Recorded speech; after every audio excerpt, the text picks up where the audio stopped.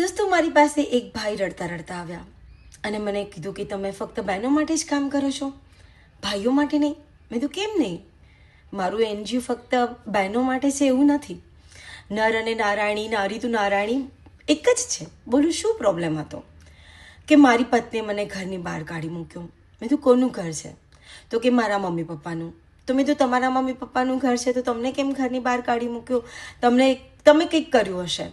તો કંઈ કાંઈ જ નથી કર્યું બેન. ખોટા ખોટા મને આક્ષેપો કરે છે, મારી ઉપર વહેમાય છે અને મને વારે ઘરની બહાર કાઢી મૂકે છે.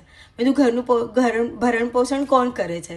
ઘર કોણ ચલાવે છે? તો હું જ ચલાવું છું. મેં કીધું તમે બહાર છો તો કે હા, દીકરો મારો ડાયાબિટીસથી પીડાય છે, દીકરી મારી ભણે છે, તો મને તો મારી જવાબદારી નિભાવવી પડે. મેં કીધું સારું, આપણે પોલીસ સ્ટેશનમાં કમ્પ્લેન કરવા જઈએ. પોલીસ સ્ટેશનમાં કમ્પ્લેન કરવા ગયા તો પોલીસે શું કીધું ખબર છે? કે 498ની કલમ મુતાબિક જો કોઈ સ્ત્રી ફરિયાદ કરે તો અમારે તાત્કાલિક જવું પડે અને એની છાનબીન પછી કરવી પડે, પરંતુ પુરુષ કોઈ પણ હિસાબે કમ્પ્લેન કરી શકે નહીં. તમારા ઘરના મામલો છે, તમે અંદરો અંદર જ પતાવી લો. મેં તો એવી રીતના કહી શકે, કઈ રીતે શક્ય બને? 3 મહિનાથી પહેલો પુરુષ ઘરની બહાર રહે છે. તો કે એવું અમે કાંઈ જ ન જાણીએ બેન, તમે એનજીઓના છો, તમે જ એના ઘરનો પ્રોબ્લેમ સોલ્વ કરો.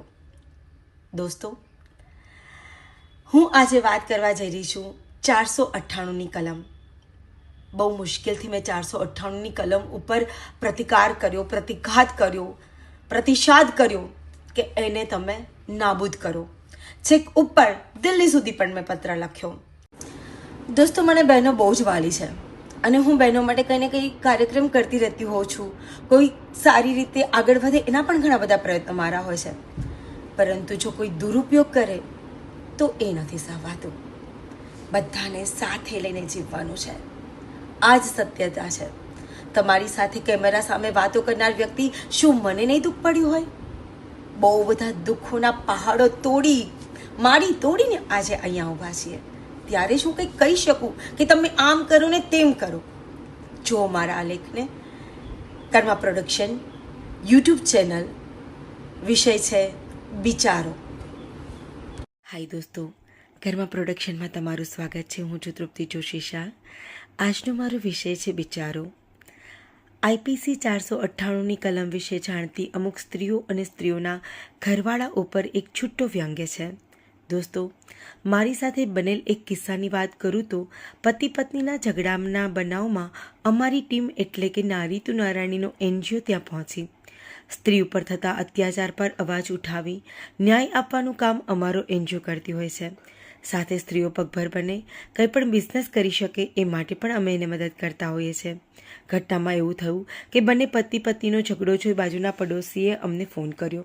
ત્યાં પહોંચ્યા, મેં પુરુષને સમજાવ્યો, સલાહ આપી. પુરુષ એકદમ ગુસ્સે થઈ ગયો અને મને કહે કે બધો વાંક મારો જ છે ને. મારા મા બાપના ઘરમાં મારા સાસુ સસરા રહે અને મારા પોતાના મા બાપ વૃદ્ધાશ્રમમાં. હું સહન કરતો રહ્યો અને મારી પત્ની સહન કરાવતી રહી. મારા દીકરાઓની માં છે એમ કહી હું ના એને બદનામ કરી શક્યો, ના રહેવાયું, ના સેવાયું, ના મરી શકાણું. બિચારો બનીને રહ્યો. હું જીવતો રહ્યો.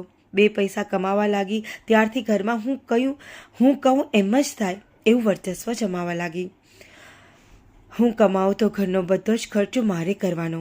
આટલા વર્ષોથી બધું બરાબર ચાલતું હતું. જેવું એણે કમાવાનું શરૂ કર્યું, દાદાગીરી ચાલુ.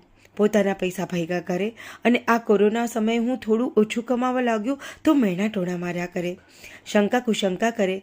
આજે અંતે મારી જીભ તમારી સામે બોલવા લાગી. બાકી ઘરે ઘરે જઈ રડી મને બદનામ પણ કર્યો. હું ચૂપચાપ સહન કરતો રહ્યો. હવે નહીં સહન કરાય બહેન. હું મોતને ભેટી રહ્યો છું. હવે મને કોઈ બચાવી નહીં શકે. હું એકદમ હક્કી બક્કી રહી ગઈ. આ કિસ્સા પછી મેં મારું નવું એનજીઓની નિમણૂક કરી, નર અને નારાયણી, જેથી બંને પક્ષે એક તટસ્થ સલાહ સમજૂતી કરી શકાય. દોસ્તો, આ ઘટના કહેવા પાછળનો મારો આશય એટલું જ છે કે સ્ત્રીમાં જ નવદુર્ગા સમાયેલી છે. કુટુંબમાં કોઈ પણ મુશ્કેલી આવે તો એ મહાકાળીનું રૂપ પણ ધારણ કરી શકે. પણ આજકાલ ઘણા બધાના ઘરમાં હું આવા જ કિસ્સા જોઉં છું. સ્ત્રીઓને ખબર પડી ગઈ છે કે સરકારે બધા જ નિયમો સ્ત્રી તરફેણ કર્યા છે, ત્યારથી સ્ત્રીઓ એનો દુરુપયોગ કરતી હોય એવું મને લાગે છે. પતિ બિચારો બનીને રહે છે. સ્ત્રીને સમોવડી બનાવવાના પ્રયોગમાં ક્યાંક પુરુષ પ્રત્યે અન્યાય થતો હોય એવું મને લાગે છે. જેથી હું સરકારશ્રીને નિવેદન કરું છું કે IPC 498ના ધારાધોરણમાં બદલાવ લાવે. એક પુરુષ પોતાની પત્ની વિરુદ્ધ પોલીસ સ્ટેશનમાં ફરિયાદ પણ ના કરી શકે. પોલીસ એવું કહે કે 498 તમારા માટે નથી, તમારી પત્ની તમારા ઉપર કાંઈ પણ કરે તમે પોલીસ સ્ટેશનમાં કોઈ એપ્લિકેશન દર્જ ના કરાવી શકો.